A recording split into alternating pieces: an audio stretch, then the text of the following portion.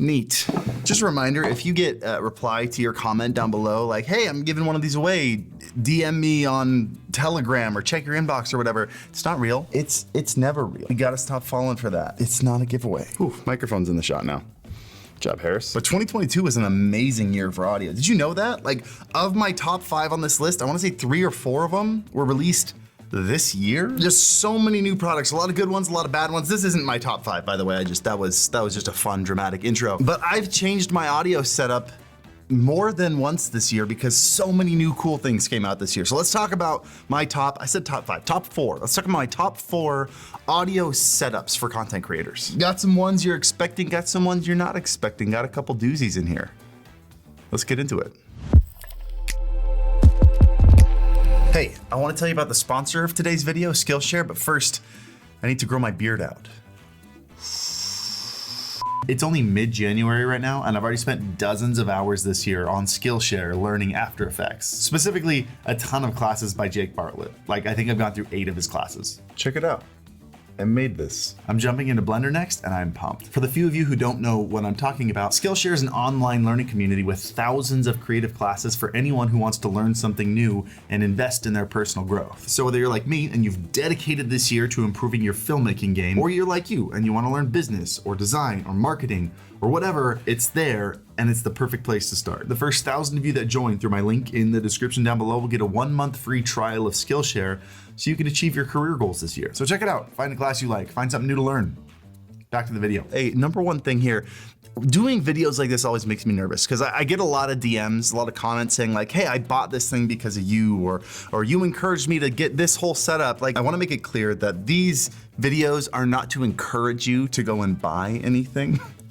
These videos are to help you make smarter decisions so you don't waste your money on something that you end up not liking. Your goal should always be to find the gear that does what you need it to do and is within your budget.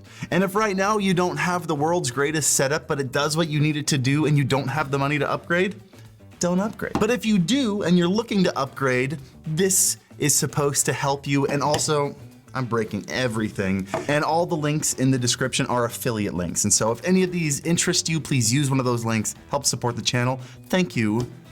Let's jump into the first one. On each of these, I'm gonna talk about some of the pros, my favorite things about them, and then also some of the cons, because almost every single one of these has a drawback. And also, I'm not gonna be like, oh, Rode microphone number 1, Rode microphone number 2. I'm talking about full setups, because every company now is making like a full ecosystem. One company is one thing. Let's start with Rode. Rode's made a lot of great dynamic mics. They've made a lot of great USB mics. They've made a lot of great audio stuff, but this year they came out with their new Rode Unity and Rode X.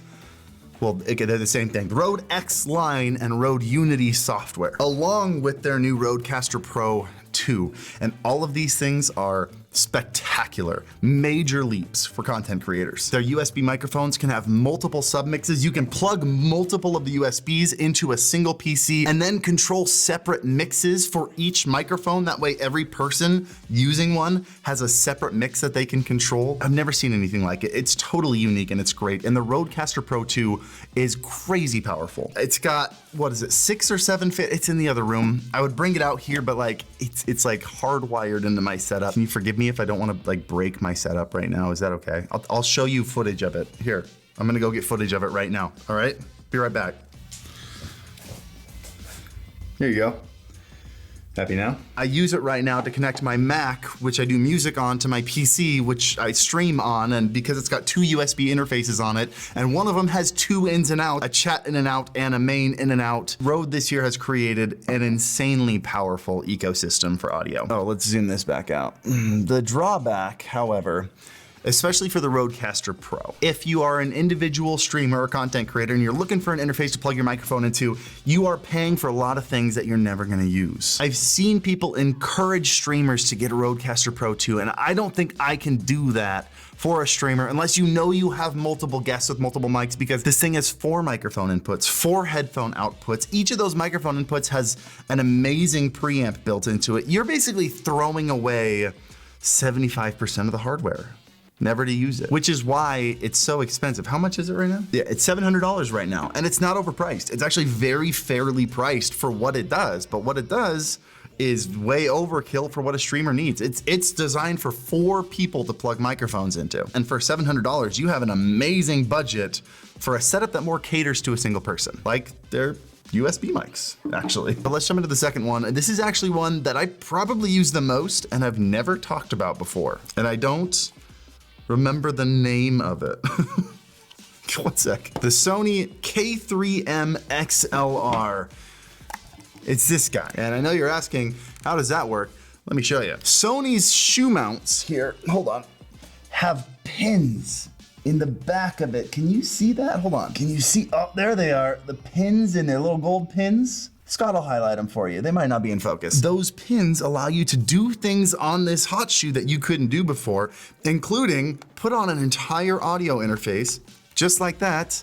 And now it's connected and powered from the camera. This is the audio interface that I use during my YouTube streams, and it's the audio interface that I'm using right now, actually. You can see my microphone up here, going right into a Sony K3M. And I use this interface because of its simplicity. When I'm looking to just create content and not let the audio get in my way, this is fantastic. I can plug 2 XLR microphones into there. It's got auto gain, so I don't have to worry about it peaking or being too quiet. And if I'm filming content, the audio is baked right into the footage, so I'm not dealing with syncing 2 different microphones. And if I'm streaming, which I do from my A7 IV, the audio comes through the USB just like the footage. It's all just one now. And so, well, that's not a great option for a gaming streamer because it doesn't have, split channels like a Go XLR or any of these other things do. It's also fairly expensive. I want to say it's like $500 or $600. Let me double check. We're getting these expensive ones out of the way first. Yeah. $600. It is a great system for simplifying your content creation workflow. Before I used these, I had a whole separate box, like the Zoom box. I don't remember what it's called anymore. With a microphone going into that and then recording there, but then also going out of the headphone jack and then rigging it into the microphone input on the camera. But then sometimes it wouldn't send the right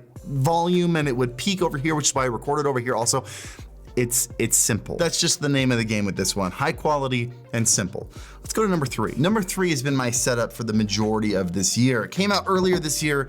It's the BEACN lineup. BEACN dropped a motherload of audio innovations about a year ago, and I have loved every moment of it. They do things that no other system does. First off, their mic is insanely powerful. This is a built-in entire audio setup all in one USB microphone. It's a high quality dynamic microphone that looks amazing, has a beautiful but subtle RGB ring that is also a utility. You can set it to show when you're muted, as well as like a handful of other features on it. It's got some crazy things on it, like a high impedance headphone amp in case you're using super high power headphones. It's got a built-in processor. So all of your effects, your EQ, your compression, all those things are done on the microphone, which has 2 advantages. 1, it's not using your computer's processing at all. It's done entirely on here. But 2, if you're ever going directly out of your microphone into Skype or Discord, or you want to hear any of the effects that you're putting on your microphone, they're all processed in here before going out of the outputs. If you don't understand why that's important, I'm gonna get to it in number 4, you'll understand. But the software that comes with it is probably one of my favorite things. BEACN redesigned a handful of pretty typical audio VSTs that we use, like EQ, compression, noise gate, whatever. And not only did they make them better, but they made them easier. Their EQ is incredibly powerful with the power to add a ton of different bands for fine tuning, but also give you kind of a grid if you don't know what the frequency spectrum does for you. It lays it all out so you can see what different areas of the spectrum will do if you raise or lower. And then a handful of other things in there. And then they also released 2 other, I don't want to say audio interfaces because they're not, but controllers, a way to control their super advanced mixing software that they added in there, which of course felt like the Go XLR, but made tinier, smaller,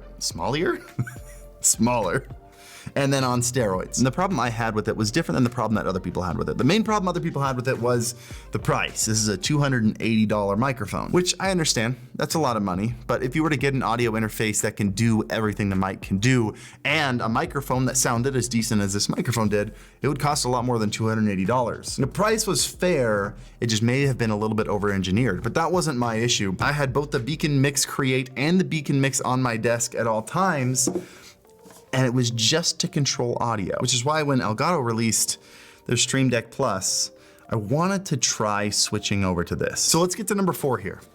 Elgato's Wave system. Let me grab my other one too. I got a Stormtrooper one that's dope. I don't know when this white one's coming out, But I hope it's soon, because this is actually, I hope it's not soon. I hope I'm the only one that has one of these for a really long time. It's so cool. That was rude. I take it back. See, while I was streaming, I really liked the BEACN setup. The BEACN Mix Create had my main channels on it, like my Discord, my game volume, my microphone, those things. But since I had a handful of other interfaces as well as multiple microphones for different reasons, I had a number of things that I just needed to be able to mute. And so I had the BEACN Mix next to it, but I never turned these dials. This was essentially just glorified mute buttons. With the Stream Deck Plus, I was able to put the 4 main channels that I want to adjust the volume on the bottom, and then turn 3 or 4 of these into the mute buttons that I needed. And then, most importantly, if I ever were to jump into After Effects or editing or any other thing that I would use this device for, I can swipe over, and now I have my editing hotkeys, and I can use these dials to color correct or to nudge things on the timeline. And then I can swipe over to After Effects. I've also set up one of these for just like average use when I'm browsing. I've turned 2 of these knobs into skipping forward and backward on YouTube, as well as my playback speed on YouTube, and I don't hate that. So by going from the BEACN setup to the Elgato setup, I was able to consolidate all the things on my desk into one device, and then that device was also able to do 10 times as much. But there are some things that I miss about the BEACN setup. First off, the way I have it set up. I have this on my desk. I actually have my Wave XLR underneath my desk. I'd like to like stick it somewhere, but I haven't found a way to do that, so it's just hanging. That guy. It's out of the way. I don't want to accidentally touch it because I control everything with this. And then right now, the microphone I have plugged in is the Shure SM7B. And so all together, this costs, hold on a sec, math, like over $700. When you combine all the things together to get the Wave thing working, it could be kind of pricey. Now, more than half of that is the Shure SM7B, and you don't need to do that. Elgato has their own mic for $100. So that would bring you down to $560, $460. Yes, $460. I haven't done math in a while. But the biggest thing that I miss is the built-in processor of this microphone. So when I plug in my Shure SM7B and I go into the Wave software, I can add EQ, I can add compression, I can add everything in there. But when I open up Discord and I add my Wavelink microphone to it, it's picking up the microphone directly from Wavelink. It's missing all those plugins. In fact, when I switched everything over, the very first thing my teammate said to me was, "Your voice sounds kind of muddy." And I had gone from a $280 microphone to a $400 Shure SM7B. One of the things I did for a little bit that was almost the perfect setup is I used the Wavelink interface, but my microphone was the BEACN mic. And so my voice would go through all the processing. I had the BEACN app open. I was doing EQ, compression, all the things on the microphone, and then it would feed into the Wavelink setup, and it would also go directly out of the microphone into Discord. But sometimes, it just didn't work. Sometimes Wavelink just wouldn't find the BEACN mic. And I don't know if it was just Elgato being sneaky and being like, oh no, sometimes our setup doesn't work with our biggest competitor. You should use something different. I doubt it. I'm like saying that in jest, but at the same time, like, it's probably just some weird software incompatibility.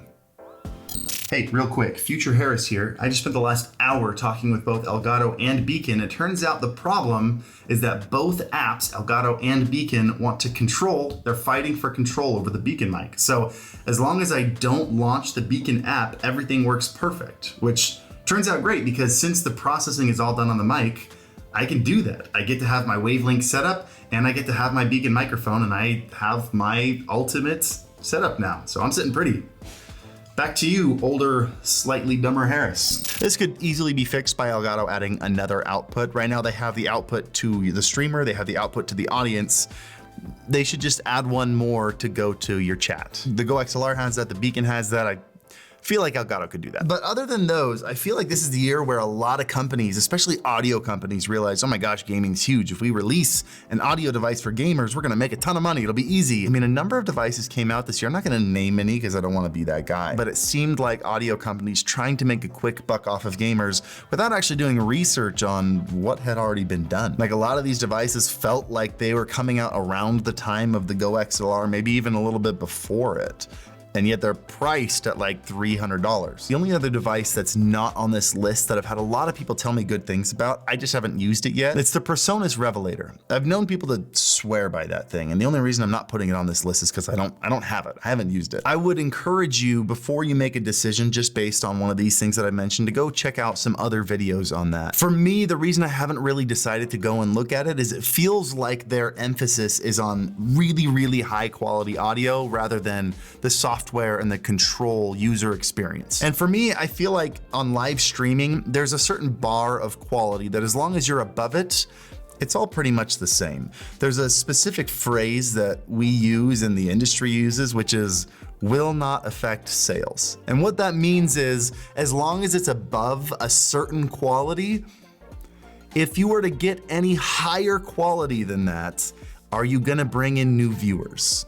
No, probably not. If you go from being really above the bar down to just barely above the bar, are you gonna lose viewers?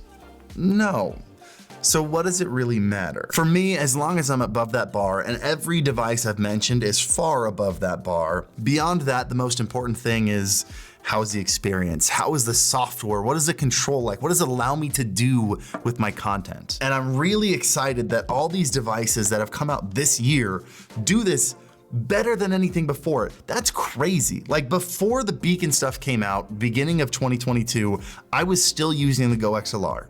The Go XLR came out in 2018. It had been over 3 years since my last switch because nothing had really made a big impact since then. And now at the end of the year or the start of 2023, the Go XLR is not even on my list. I have 4 other devices I would rather use than the Go XLR. It's crazy. So let me know in the comments down below, which one do you use? Which one do you plan on using? Which one seems the most interesting to you? Would you like to see a video on all the stuff I've configured on my Stream Deck Plus? I didn't even think about that before this video. I just feel like that'd be a good idea. I've gone ham on these knobs. I can't live without them anymore.